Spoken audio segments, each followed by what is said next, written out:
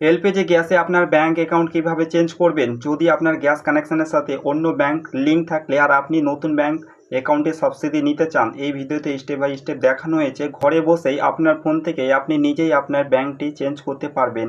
চলুন দেরি না করে এই ভিডিওটি আপনাদেরকে দেখিয়ে দিই। আপনি গুগলে গিয়ে এখানে সার্চ দিবেন এনপিসিআই বলে অপশন, এই ওয়েবসাইটটি এনপিসিআই বলে ওয়েবসাইটটি সার্চ দেওয়ার পরে আপনি ক্লিক করবেন। ক্লিক করার পরে আপনার সামনে যে ইন্টারফেসটি ওপেন হয়ে যাবে, তারপরে এখানে আপনি অপশন দেখতে পাবেন about NPCI and customer and business and static. তাহলে আপনি প্রথমে এখানে কাস্টমার অপশনে গিয়ে নিচের দিকে দেখতে পাবেন এই যে ভারত আধার সিটিং ইনাবেল বেস, এইটিতে আপনি ক্লিক দিবেন। ক্লিক দেওয়ার পরে আপনার নেক্সট ইন্টারফেসটি খুলে যাবে। খুলে যাওয়ার পরে আপনি একটা কথা মনে রাখবেন, একটি গুরুত্বপূর্ণ কথা, আপনার ব্যাংকে যে সাবসিডি আসে সেটি ডিবিটি লিঙ্কের মাধ্যমে আসে। আপনার আধার কার্ডের সাথে যে এনপিসিআই ডিবিটি লিঙ্ক আছে সেই ব্যাংক অ্যাকাউন্টেই আপনার পয়সাটা বা সাবসিডি আসবে। আপনাকে কি করতে হবে, আপনি যে ব্যাংক অ্যাকাউন্টে সাবসিডি নিতে চান সেই ব্যাংকের ডিবিটি লিঙ্ক করতে হবে। নেক্সট যখনই সাবসিডি রিফিল করাবেন তখনই অটোমেটিক সাবসিডি আপনার ব্যাংকে চলে আসবে। তো চলুন আমরা স্টেপ বাই স্টেপ দেখিয়ে দিই। তো প্রথমে তো আপনি এখানে যে ওয়েবসাইটটি এখানে এখানে কর্নারে আপনি যে ওয়েবসাইট অপশানগুলো দেখতে পাবেন, Aadhaar seeding, deseeding, account details, Aadhaar map status, Aadhaar map history and request status check.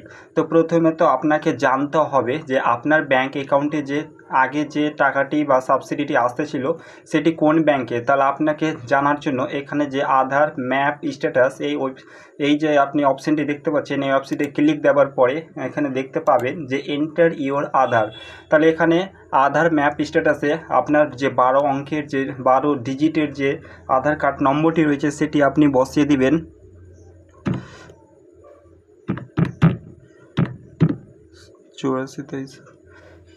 বসিয়ে দিবেন। তারপর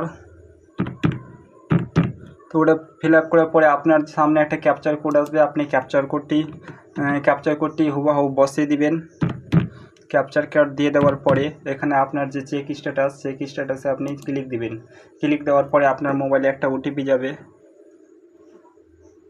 সেই ওটিপিটা এখানে বসিয়ে দিবেন।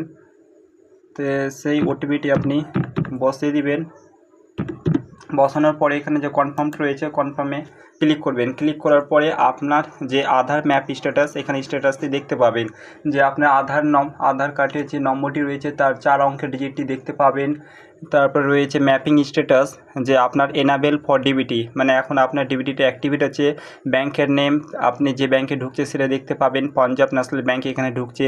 এখানে লাস্ট ডেট কবে করেছিল সব কিছু এখানে ইয়ার টু ইয়ার দেখতে পাবেন। তো চলুন আমরা কাল থেকে নতুন ব্যাংক অ্যাকাউন্টে আমরা সাবসিডি নিতে চাইছি, তো সেটা কিভাবে আমরা দেখব। তো এখানে যে কর্নারে এসে দেখতে পাবেন যেখানে রয়েছে আধার সিডিং, এই আধার সিডিংয়ে আপনি ক্লিক করবেন। ক্লিক দেওয়ার পরে এখানে আপনার কনফার্ম আসবে, কনফার্মে প্রেস করবেন। তো এখানে আবার আসে request for Aadhaar seeding or deseeding. তাহলে এখানে আপনি কি করবেন, আপনার যে আধার কার্ডটির যে 12 ডিজিট অঙ্কটি রয়েছে সেটি এখানে বসিয়ে দিবেন। বসিয়ে দেওয়ার পরে এখানে নেক্সট যে আপনি দেখতে পাচ্ছেন রিকোয়েস্ট ফর আধারের জন্য আপনাকে রিকোয়েস্ট করা হচ্ছে, তাহলে আপনি সিডিং করবেন না ডিসিডিং মানে হচ্ছে আপনার অটোমেটিক লিঙ্কটা কেটে যাবে, আর সিডিং মানে হচ্ছে নতুন ব্যাঙ্ক অ্যাকাউন্টে আপনি লিঙ্ক করতে চাইছেন, তো এখানে সিডিং দিবেন।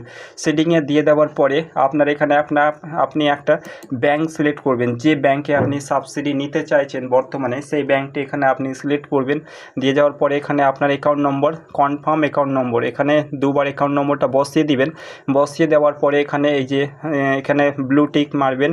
তারপরে এখানে যে ক্যাপচার কোডটা রয়েছে ক্যাপচার কোডটা হুবহু বসিয়ে দিবেন। তারপরে এখানে সাবমিট করবেন, আপনার অটোমেটিক সাকসেসফুলি বলে লেখা আসবে। এবং আপনি নেক্সট বা